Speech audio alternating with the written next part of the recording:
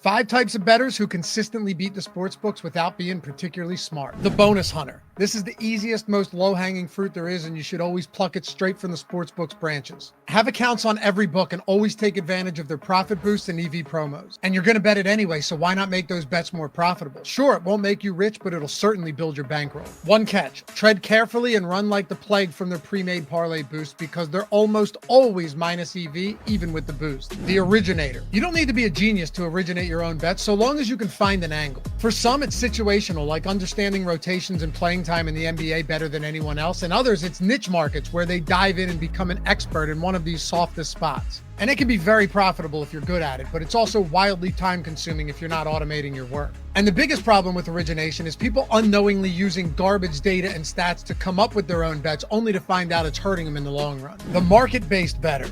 This is what I do for a ton of my bets because it involves absolutely zero research. Because instead of poring over stats, matchups, and data, I let the market dictate where the best bets are. And with almost $6,000 in profit last month with less than a 1-hour time commitment every day, I would say it's a process that works quite well for me. I use the tools over at OddsShopper to get those profits. And if you want to check it out for yourself, use code EDGE75 to get 75% off your first month and a free week trial when you get started over at oddshopper.com. The tailor. No, I'm not talking about someone that sizes your tuxedo. I'm talking about someone that follows other people's bets for a profit. And I don't care what anyone says, as long as you're making consistent money betting sports, no matter how you do it, you have found an edge. Even if that edge means you are tailing a sharp, profitable bettor. I know plenty of them who, if you tail them over time, you are absolutely going to be profitable. So who cares if it's not the most impressive way to make money? If it works, it works. The obvious catch here is there are a ton of scammers and frauds out there, so make sure to 100% vet these people before you give them your hard-earned money. And finally, the arbor. Arbitrage is a type of betting where you can guarantee a profit on both sides of an event when two different sportsbooks have odds that are misaligned with each other.